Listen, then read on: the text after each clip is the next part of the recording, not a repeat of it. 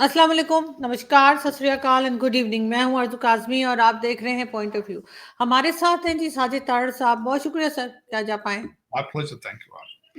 Sir आज कई खबरें, एक तो इलेक्शंस होने जा रहे हैं, एक दिन बाद इलेक्शन है, उसके साथ साथ ये भी कहा जा रहा है कि जब कहा क्या जा रहा है, यानी खबर ये है कि बलूचिस्तान में 2 ब्लास्ट हुए, वहां पर कई लोगों की जानें गई। उस बारे में भी हम बात करेंगे। ईरान ने कहा है कि जी इंडिया के लिए वो वीजा फ्री उनकी एंट्री हो सकती है, टूरिज्म को वो आगे बढ़ाना चाह रहे हैं। और इसी तरह की कई न्यूज है जिसमें भारत जो है वो एनर्जी सेक्टर में काफी ज्यादा इन्वेस्टमेंट कर रहा है। तकरीबन $67 बिलियन की बात की जा रही है। कुछ स्टूडेंट्स का आप भी जैसे बता रहे थे कि इंडियन स्टूडेंट्स के साथ कुछ हादसे हुए हैं, उस पर भी हम बात करेंगे। आरजू, सबसे पहले मैं पाकिस्तान के इलेक्शन में बात करना चाहूंगा और जो उसमें मेरा पर्टिकुलर फोकस जो है इसके वॉशिंगटन डीसी में इंटरनेशनल मीडिया इसको किस तरीके से देख रहा है। सबसे पहले तो जो पिछले 24 घंटों के अंदर पाकिस्तान के अंदर डेवलपमेंट हुई है इलेक्शन के हवाले से, सबसे पहले तो मैं उसमें थोड़ा सा सुनने वालों को बताना चाहूंगा कि पाकिस्तान में क्या खबरें इस वक्त गर्दिश कर रही हैं। सबसे पहले जो खबर थी वो ये थी कि खान साहब की एक नई तस्वीर आई है बाहर जेल से। बिल्कुल उनका फेशियल हुआ हुआ है, ठीक है, बहुत कीमती उन्होंने कोट पहन रखा है, बिल्कुल ऐसा ही लग रहा है जैसे अभी फेशियल करा के आए हैं कहीं से। कोई उनके चेहरे के ऊपर कैदियों वाली या कोई भी ऐसी नजर नहीं आती। तो अगर ये कैदी ऐसे हैं तो फिर मैं दुआ करूंगा कि पाकिस्तान में सारे कैदियों को ऐसी कैद मिले। बल्कि बहुत सारे लोग जो बाहर महंगाई से तंग हैं वो भी जेल जाना पसंद करेंगे अगर ये इस तरह की जेल है कि आप जाएं, एक्सरसाइजें करें, फेशियल कराएं, महंगे महंगे कोट पहन कर आएं और आपके आसपास वकील आपको शेर और लतीफे सुनाएं और मजे करें, आप देसी मुर्गे खाएं, बकरों की रानें खाएं। एक तो उस पे है कि क्योंकि मैं हमेशा ये कहता हूं कि पाकिस्तान का सिस्टम जो है वो क्रिपल कर रहा है। मैंने जब इस पे देखा कि एक बहुत इन्वेस्टिगेशन शुरू हो रही है इस वक्त कि जी वो तस्वीर लीक किस तरह हुई है, क्योंकि हर एक का लोगों को अंदर फोन ले जाने की इजाजत नहीं है, बल्कि पेपर चेक किए जाते हैं जो उनके हाथ में, उस पर पहले कुछ लिखा नहीं है। यहां तक है कि पेंसिल्स जो पेन है वो भी ट्रांसपेरेंट होने चाहिए, क्लियर होने चाहिए, उनके अंदर कोई चीज ना जा सके, लेकिन तस्वीरें निकल आएंगी बाहर। दूसरी जो थी चीज में जेल के हवाले से कि वो मानिका साहब के, मैंने पिछले आपके सेगमेंट में भी कहा था कि उन्होंने बड़ी गंदी गंदी बातें की हैं, वो ऑडियो लीक हुई है, उसके ऊपर बहुत ज्यादा चर्चा है इस वक्त कि वो कैसे निकल के आई है। तीसरी बात यह है कि इमरान खान नियाजी साहब के जो बच्चे हैं, जो कि खुद वो नहीं पाल रहे, कोई और पाल रहा है, उन्होंने लंदन से पीटीआई का झंडा उठा के तो ट्वीट किया है कि भाई पीटीआई को, मेरे अब्बा को वोट दिया जाए। उसके बाद अगली जो खबर है कि आपने खुद फरमाया है, पशीन और किला सैफुल्ला के पास बम ब्लास्ट हुए। मौलाना फजलुर रहमान साहब की पार्टी के दफ्तर के बाहर ब्लास्ट हुआ, बड़ा सख्त किस्म का। मोटरसाइकिल के ऊपर ये बम रखे गए थे। वहां पे 28 के करीब लोग जो है अपनी जानें खो चुके हैं और बेतहाशा लोग जो है वो जख्मी हैं। उसके बाद इस वक्त एक हमारे बहुत बड़े सियासी पंडित जिनको जर्नलिस्ट हैं, उन्होंने एक खबर दी है, उन्होंने आर्टिकल लिखा है, बल्कि इस वक्त बहुत ज्यादा आम है वो, कि बांग्लादेशी मॉडल, कि पाकिस्तान का फैसला कर लिया गया है कि बांग्लादेशी मॉडल 10 साल का जो है उसके ऊपर हमने लाग कर देना है पाकिस्तान। मैंने आज सुबह उस पर ट्वीट भी किया कि भाईजान जर्नलिस्ट और सियासी पंडित साहब, जिस मुल्क में बैठ के आप आर्टिकल लिख रहे हैं वहां 10 घंटे के बाद कोई चीज प्रेडिक्ट नहीं की जा सकती, आप 10 सालों की बात कर रहे हैं। लेकिन कहते हैं दीवाने का ख्वाब है, क्या हर्ज है। इमरान खान साहब का भी 12 साल का मंसूबा था। 7 जनरल फैज हमीद को वो आर्मी चीफ रखना चाहते थे 12 साल, और खुद मुगलिया सल्तनत के ऊपर बैठना चाहते थे, तख्त बनाकर। वो 12 साल का उनका आइडिया था। अब जो नए आए हैं ताकत में, कहते हैं फिर उनको समझते हैं कि हम बहुत ताकतवर हैं, वो 10 साल का मंसूबा है, ये उन्होंने खुद फरमाया। अब मैं थोड़ा सा बांग्लादेशी मॉडल को डिस्कस करना चाहूंगा कि वो पाकिस्तान में फिट क्यों नहीं बैठता। हसीना वाजिद जो है कि जो मुजीबुर रहमान साहब की जो बेटी हैं, वो 5वीं दफा तकरीबन आ रही हैं और अब आखिरी मेरा ख्याल है उनकी दफा होगी, क्योंकि इस वक्त अपोजिशन ने बिल्कुल रिफ्यूज कर दिया इलेक्शन में हिस्सा लेने से। उनको सुना है कि असेंबली के अंदर अपोजिशन लीडर भी नहीं मिल रहा था। फिर उन्होंने इस तरह किया कि जब इलेक्शन लड़ना था तो ये भी एक खबर उड़ रही थी कि लोगों को पैसे दे देकर अपने मुखालिफ इलेक्शन लड़वाए, ताकि इंटरनेशनल कम्युनिटी को दिखाया जा सके कि इलेक्शन जो है वो काबिले एतमाद है। टर्नआउट एक दिन अनाउंस हुई थी 29% है, तो 2 घंटे के बाद क्योंकि ऑब्जर्वर जा चुके थे बाहर से, तो फौरन ही 41% पे ले गए। पता नहीं वो किस तरह लेकर गए हैं, वो ITS का सिस्टम था, कोई क्या सॉफ्टवेयर थी। दूसरा इसलिए सिस्टम कामयाब नहीं होगा, उन्होंने जमात इस्लामी के लोगों को भी फांसियां दी है, रेडिकल्स के ऊपर उन्होंने क्रैकडाउन किया है। क्या आप कर सकेंगे? आपके भाईजान TLP वाले, जब रिजवी साहब का बच्चा वजीराबाद पहुंचा था तो सारी गवर्नमेंट हिल के वजीराबाद आ गई थी। ये रेडिकल एलिमेंट्स को आप किस तरह कंट्रोल कर पाएंगे? बांग्लादेशी मॉडर्न तो उन्होंने जमात इस्लामी को फांसियां दे दी। तो दर हकीकत और दूसरा मुझे ये नहीं पता, उन्होंने लफ्ज अपने जो लफ्ज उन्होंने पिक किया मुक्तदरा, उन्होंने एस्टेब्लिशमेंट के लिए एक अच्छा लफ्ज निकाल लिया, मुक्तदरा और ब्यूरोक्रेसी और जुडिशरी। मैं इतराज ये करूंगा कि आपको शायद पता होना चाहिए कि 2 ओहदे जब तब्दील होते हैं पाकिस्तान के अंदर, हर चीज उल्टी हो जाती है, पूरा पाकिस्तान उल्टा हो जाता है। Chief justice supreme court change होना हो, पूरा पाकिस्तान उल्टा। आर्मी चीफ रिटायर हो, एक्सटेंशन का टाइम आ जाए, पूरा पाकिस्तान उल्टा। आर्मी नए चीफ की तैनाती होती, पूरा पाकिस्तान उल्टा है। सारी पॉलिसियां खत्म, जीरो। पाकिस्तान नए सिरे से फिर एक दफा बनता है। तो मेरी ये गुजारिश है उनसे कि आप किस तरह की ये बातें कर रहे हैं कि 10 साल में तो कई जज आएंगे भाई, 10 साल में तो कई एक्सटेंशनें होंगी, चीजें होंगी। और क्या आप सीरियस हैं? आपने पूछा है उन लोगों से कि भाई आप इस पे काम करने के लिए तैयार हैं? मैंने अपने ट्वीट के आखिर में फिर एक बात जिस पे मैं फर्मली बिलीव करता हूं, firmly believe, Nations can not survive without nationalism. बिल्कुल। क्या आपके पास इतना कैपिटल नेशनलिज्म का मौजूद है कि आप कुर्बानियां दे सके अपने मुल्क के लिए? और जिन लोगों की मुक्तदरा की और आपने जुडिशरी की बात की है, सबके बच्चे कनाडा और टोरंटो और लंदन में बैठे हैं भाईजान। बंगालियों ने एक्सट्रीमिज्म की अपने ना सिर्फ रेडिकल डॉक्टर यूनस के, उनको 6 महीने की सजा सस्पेंडेड दे दी। अब आगे चले, आप उस पर क्यों नहीं जा सकते बांग्लादेशी मॉडल? उस आर्टिकल में मोहतरम ने खुद फरमाया है कि उन्होंने किस तरीके से खवातीन को और काटन का कोटा लेकर, तो किस तरीके से उन्होंने काटन के इस रीजन के अंदर, आपके इस वक्त 5000 कैंडिडेट हैं 266 सीटों के लिए, 5000 कैंडिडेट। खवातीन कितनी है? 312। आपने खवातीन के रास्ते रोक दिए, बंद कर देते हैं आप अभी तक उस लेवल पर पहुंचे ही नहीं है। बांग्लादेश की तरक्की का सीक्रेट यही था कि उन्होंने खवातीन को माइक्रो फाइनेंसिंग देकर स्वेट शॉप्स में ले गए थे। आप पहले अपनी सोच बदले। ये फिक्रा जो मैं अभी बोल रहा हूं, मैंने भारत से सीखा था। मुल्क बदलना है, सोच बदलो। आप अभी नहीं वहां जा सकते। नेशनलिज्म प्रोड्यूस करो, नेशनलिज्म।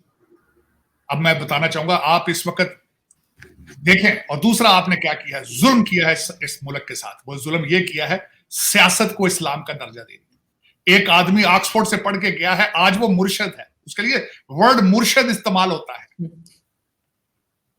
मुर्शद, वो सियासी लीडर नहीं है आज, वो मजहबी पेशवा है, मजहबी। बिल्कुल। तो वो ये चीजें आपको, आप में और बांग्लादेशी मॉडल में डिफरेंस है, डिफरेंस है। आप हर चीज के अंदर इस्लाम बेचते हैं, गलत करते हैं। मुझे बांग्लादेश में बताएं, हसीना वाजिद मुर्शद है, उसके कितने उसके बारे में कितनी सूरतें पढ़ती है वो जब तकरीर करती है, तो वो कितने कुरान के हवाले देती है। उसके हाथ में तस्बीह देखी है आपने? देखिए आपने, आपका सबसे पॉपुलर लीडर इस वक्त जो है मुर्शद बन चुका है। आगे चलते हैं सर, वो तो सभी तस्बीह घुमाते थे, बेनजीर भुट्टो भी पढ़ती थी, तो सारे ही करते हैं, सारे नौटंकी तो सब करते हैं। नहीं, मुझे बताने दे। एजेंसियां बताती हैं, एजेंसियां कहती हैं कि इस्लामी टच दो, इस्लामी टच दो।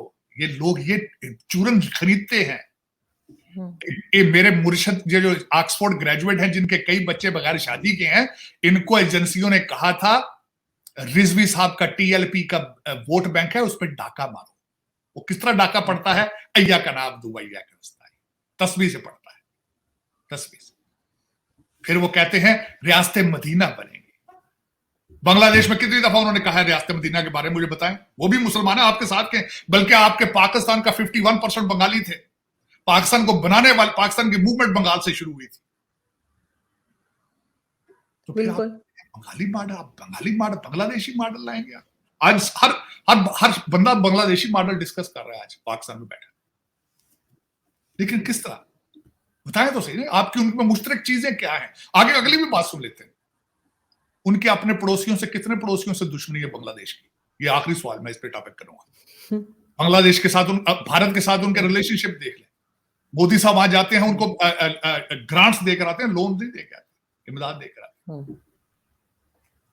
बांग्लादेश इस वक्त कितने मुल्कों के साथ हालते जंग में है? आप हर पड़ोसी के साथ हालते जंग में। बांग्लादेशी मॉडल कहां से लेकर आएंगे आप? किस बांग्लादेशी मॉडल की बात करते हैं? अब आगे चलते हैं। मैं बताना चाहूंगा आपका अगला, जो मैं इस वक्त जो आपके जो कई एनालिस्ट, पॉलिटिकल एनालिस्ट हैं, वो फोरकास्ट कर रहे हैं कि अगली गवर्नमेंट जो है 8 महीने से 1 साल चलेगी, 2025 में फिर इलेक्शन होंगे। अब उस पे वो इस रिजल्ट पे किस तरह पहुंचते हैं, मैं वो ही बता दूं। इस वक्त नवाज शरीफ साहब के बारे में एक स्पेकुलेशन है, एक उनके पास उनके बारे में क्या सराही की जाती है कि वो आते हैं और वो अपने तकरीरों में भी इशारे दे चुके हैं कि हम भारत के साथ अच्छे रिलेशनशिप रखेंगे, हम ट्रेड शुरू करेंगे, कह चुके हैं। आपकी एस्टेब्लिशमेंट उनके साथ इस पेज पे है? नहीं है। आधी है सर, आधी तो कहती है, आधी नहीं कहती। नहीं, आपको किस तरह पता है आधी है कितनी? लेकिन जो उनको चलाने वाला है, जो उनका हेड है, वो तो स्टेटमेंट ये नहीं दे रहा, उसके इशारे तो किसी और तरफ है। फिर उसका जवाब क्या देते हैं वो भी सुनो। मैं तो भाई इस वक्त पूरा होमवर्क करके बैठा हूं आज। मैं तो आपके सारे सियासी पंडितों के, एनालिस्ट के सारे का सारा पढ़ के बैठा हूं इस वक्त। उन्होंने बयान दिया है वहां, पहले बांग्लादेशी मॉडल, अब फिर अमेरिका की मिसाल देते हैं। कहते हैं स्टेट डिपार्टमेंट और पेंटागन हमेशा 2 पेजों पे होता है, जो प्रेसिडेंट होता है दोनों को खींच के इकट्ठा लाता है। वाह भाई वाह। जिस मुल्क अमेरिका से आगे जा रहे हैं भाई, सोच में देखें। कहते कोई फर्क नहीं पड़ता, कोई फर्क नहीं पड़ता। उनकी सोच अलग हो, नवाज शरीफ की सोच अलग हो, क्या फर्क पड़ता है? फिर भी हमें भाई यार बात सुनो, पहले अपना होमवर्क करो। ये इस तरह के लुत्फे जब चलते हैं कि जब ये इलेक्शन देख रहे हैं, जो इस वक्त अगला प्राइम मिनिस्टर है, मुझे दुख के साथ कहूंगा, कल आपके हर न्यूज़पेपर के ऊपर लफ्ज लिखा हुआ था नवाज शरीफ वजीर आज़म। बल्कि मैं हैरान हूं, मैं सबसे ज्यादा इंप्रेस हूं डॉन न्यूज़पेपर से, उन्होंने भी फ्रंट पेज भेज दिया। मैं हैरान हूं कि उन्होंने फ्रंट पेज यही लिखा था उन्होंने, नवाज शरीफ प्राइम मिनिस्टर। चल पैसा जब सब चीज हो, जब आप डॉलर पाउंड की परस्तश करें, फिर यही होता है। उसमें आगे चलते हैं कि अब इस वक्त रिजल्ट क्या है। मैं रिजल्ट भी बताना चाहता हूं। रिजल्ट आपका आ चुका है पहले, ये बल्कि आपकी एजेंसियों ने फोरकास्ट कर दिया। फोरकास्ट क्या करना, बड़ी रिसर्च के बाद। नून लीग की उन्होंने कहा कि 115 से 132 सीटें आएंगी। पीपल्स पार्टी 35 से 40 सीटें, पीटीआई की 23 से 32 सीटें, काफ लीग 2 सीटें, जहांगीर तरीन आईपीपी 2 सीटें, फजलुर रहमान 6 से 8 सीटें, एमक्यूएम 12 से 14 सीटें। ये रिजल्ट आ चुका है।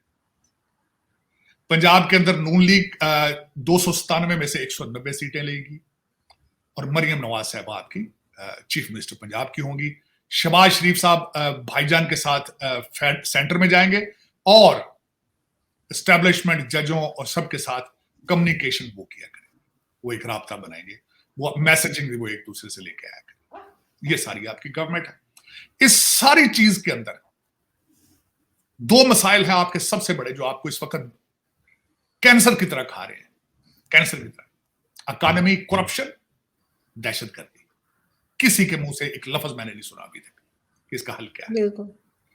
नवाज शरीफ साहब ने मरी के अंदर जो उनकी स्पीच थी, उन्होंने कहा था you love me I love you, ये थी स्टेटमेंट। खुडिया कसूर के अंदर उन्होंने कहा है मैं यूथ के नाल हूं, आप मेरे नाल हैं, मैं आपके नाल हूं। ये उनके साथ, ये उनकी स्पीच का सारा लुब्बे लबाब था। और उन्होंने कहा कि क्योंकि सामने खड़े हुए ज्यादातर लोग यंग थे वहां, उन्हें पता है इस वक्त वोटर यंग बहुत दे रहे हैं। उन्होंने कहा है आप यंग हैं, मेरी सोच यंग है। ये पॉलिसी है, इससे पाकिस्तान बचेगा, इससे आपकी इकोनॉमी और दहशतगर्दी रुकेगी।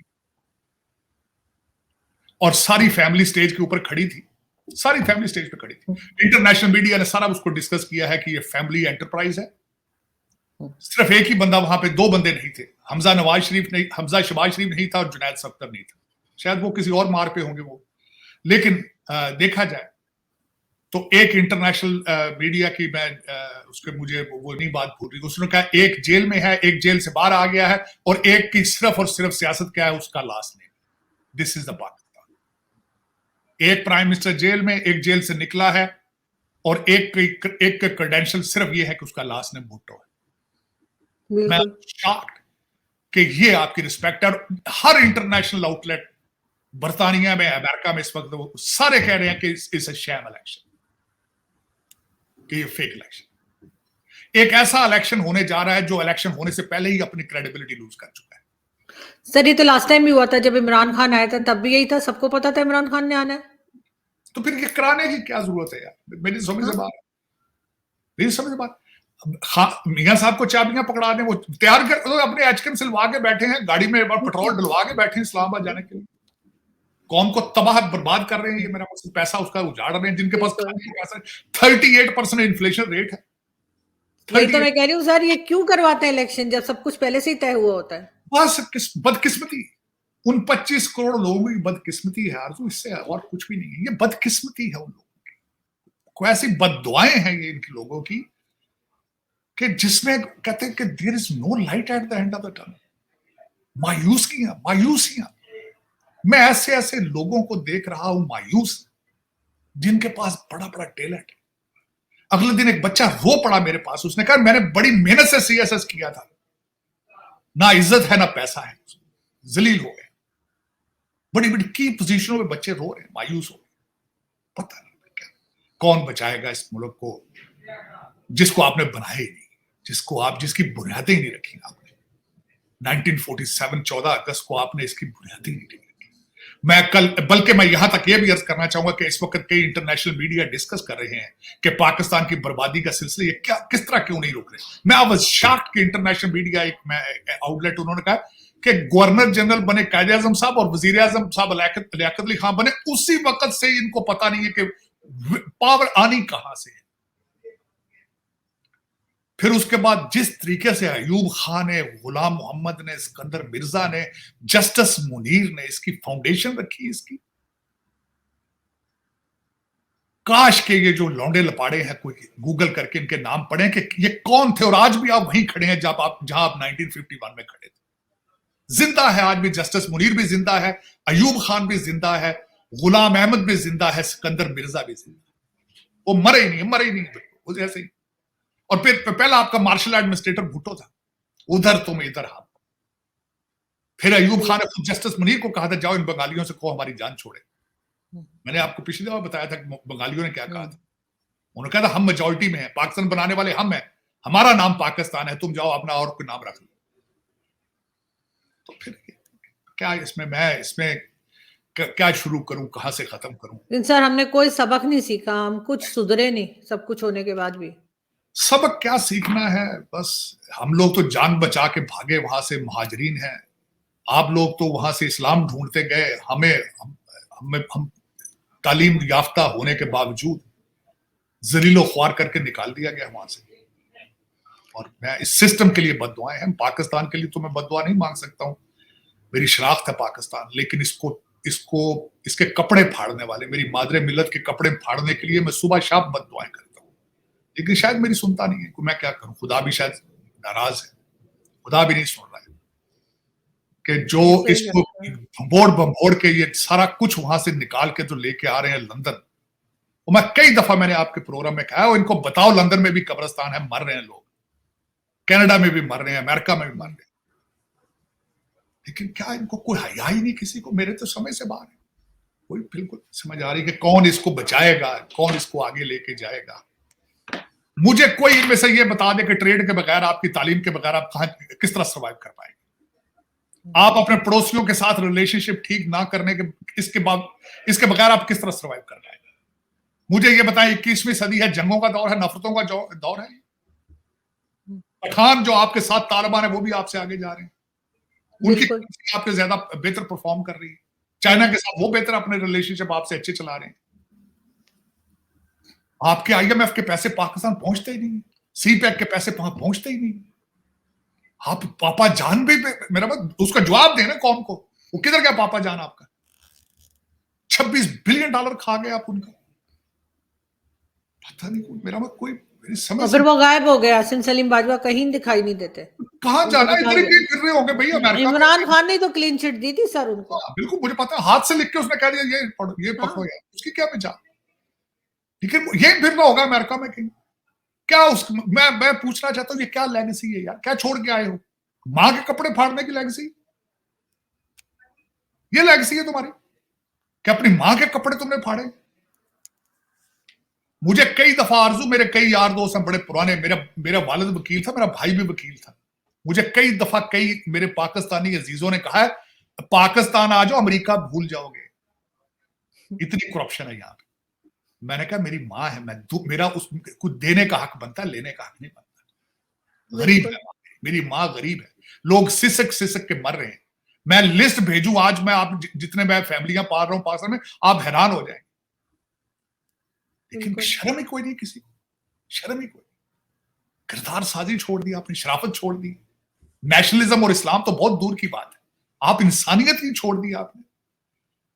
चले क्या हो बिल्कुल सकता है। ऐसा है। लेकिन सर ईरान जो है, जिसको हम बड़ा अपना कहते हैं जी इस्लामिक कंट्री है, उसने इंडिया के लिए जो है वीजा फ्री ऑफर कर दी है, लेकिन नहीं पाकिस्तान को नहीं करी है। नहीं, पाकिस्तान को तो फिर वो यहां से तो फिर आप जाते नहीं, आपको तो वीजा की जरूरत ही नहीं, आपको किसने कहा है? पाकिस्तान के लिए तो वीजा की जरूरत ही नहीं, आपके सारे जो लोग हैं तो बॉर्डर क्रॉस करके जा रहे हैं, ईरान जाते हैं, ईरान से टर्की जाते हैं। भाई वीजा तो वो लोग जाते हैं जो लीगल जाते हैं। आपके बच्चे पाकिस्तानी तो है सारे के सारे, आधे कश्तियों में डूबते हैं टर्की के पास, तो वहां ग्रीस और इटली पहुंच जाते हैं। आपको वीजे की तो जरूरत ही नहीं, आपकी तो बैसियां पाकिस्तान इस्लामाबाद में फर्क बैठी, आप तो इलीगल तरीके से आते हैं लोग।